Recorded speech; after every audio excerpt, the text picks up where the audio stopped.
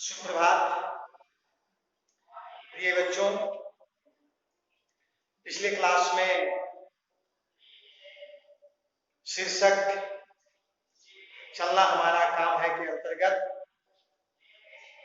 कवि का जीवनी, साहित्यिक परिचय और उनकी भाषा शैली से हम अवगत हुए थे। प्रस्तुत शीर्षक चलना हमारा काम है कवि श्री शिवमंगल सिंह सुमन के द्वारा एक प्रेरणा बोधक कविता है, जिसके द्वारा जीवन की जो विघ्न बाधाएं हैं उसको दूर करते हुए किस प्रकार से हम जीवन में निरंतर आगे बढ़ें, इसकी प्रेरणा दी गई है। कवि हमें अनेक प्रकार की विषम परिस्थितियों से निजात दिलाते हुए अपने उद्देश्य तक पहुंचने के लिए प्रेरित किया है। वे हमें निरंतर बिना रुके बिना थके आगे बढ़ने की प्रेरणा दी है। सबसे पहले इन पंक्तियों को हम वाचन करते हैं।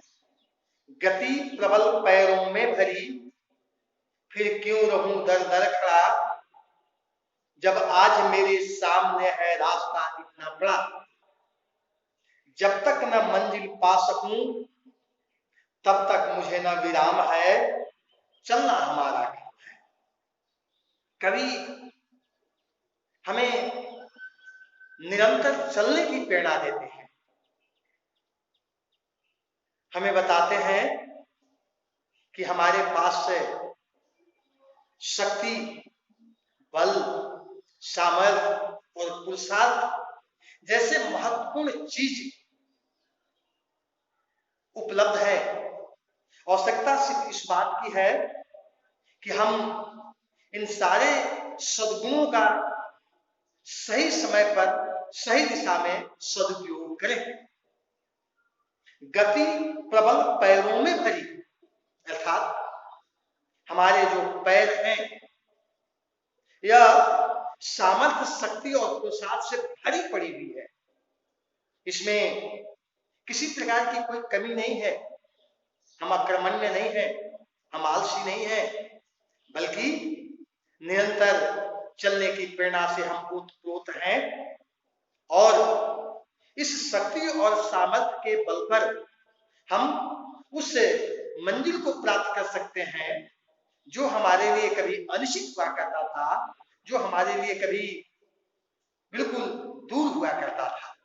कभी मानव जीवन में निरंतर चलते हुए उस तत्व को प्राप्त करने की अपेक्षा करता है जिससे हमारा जीवन शाश्वत, धन और यथेष्ट बन जाए।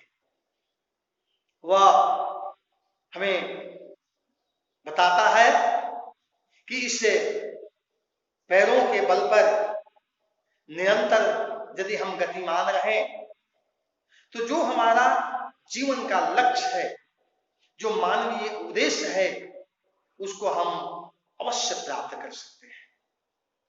संसार में मानव जब आता है तो वह अपने जीवन का कुछ लक्ष्य निर्धारित करता है। उस लक्ष्य निर्धारण की प्रक्रिया में जब वह चलता है, आगे बढ़ता है, तो अनेक प्रकार की विषम से विषम परिस्थितियां सामने आकर के खड़ी हो जाती हैं। अगर हम कहीं पर जब जाते हैं तब उस रास्ते को तय करने के क्रम में कहीं कंकड़, कहीं पत्थर, कहीं नदी, कहीं नाले, कहीं जंगल, उस जंगल में हिंसक पशु, उस रास्ते पर चोर बटमार या अन्य प्रकार की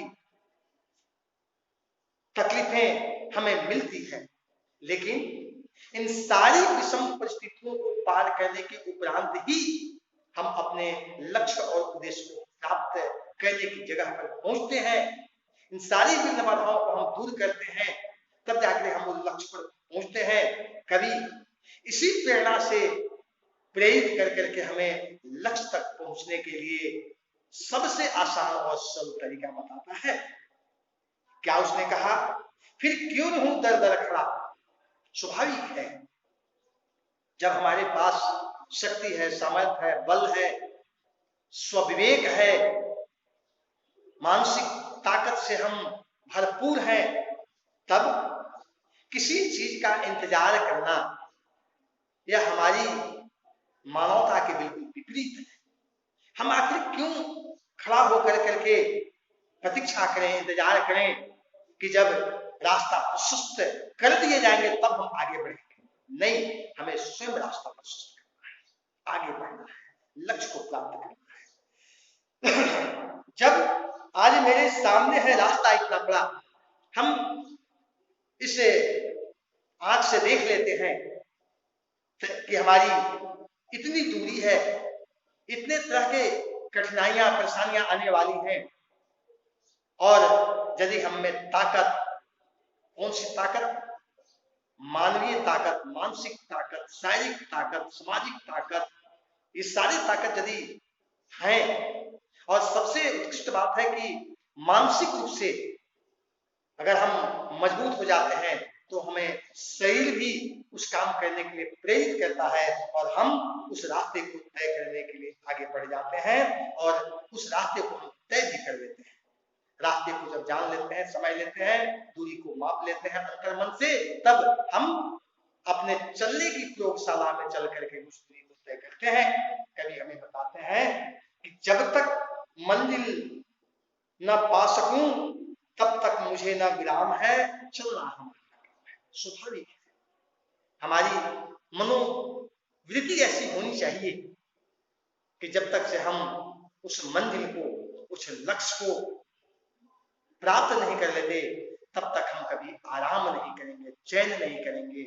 निरंतरता के साथ, गति के साथ, पराक्रम के साथ, बल के साथ, शक्ति के साथ, सामर्थ्य के साथ और पुरुषार्थ के साथ हमें चलते रहना चाहिए। यदि इतने सारे सद्गुण चलने के लिए हमें प्रेरित करता हो, कौन सी ऐसी मंजिल है जिसे हम प्राप्त न कर सके। और मनुष्य अगर उसका एक रास्ता बंद होता है तो 1000 रास्ते खुलते हैं, ऐसी कहावत भी हमें उस ओर चलने के लिए प्रेरित करता है।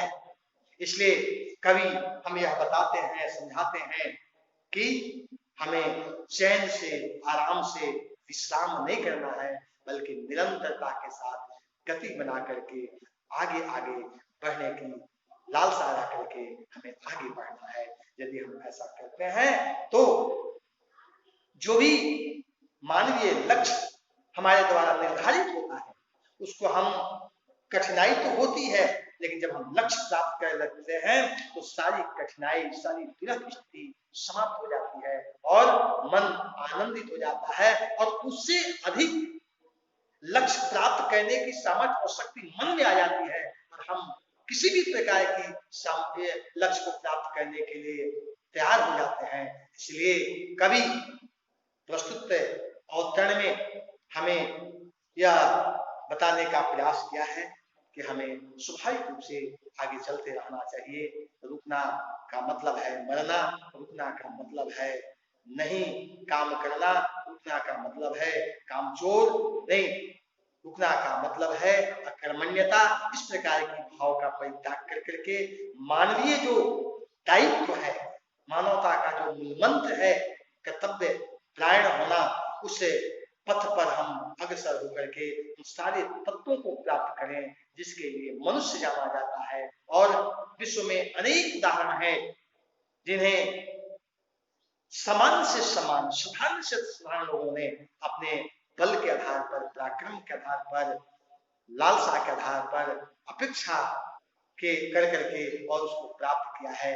अतः हमें निरंतर चलते हुए इस लक्ष्य को प्राप्त करने के लिए तत्पर होना चाहिए और हम प्राप्त कर करके ही विश्राम करें, आराम करें, यह हमारी मानवीय सोच होना चाहिए। तो आज का क्लास यही समाप्त होता है। अगले क्लास में पुनः पाठ के अन्य पंक्तियों को नियमित किया जाएगा। धन्यवाद।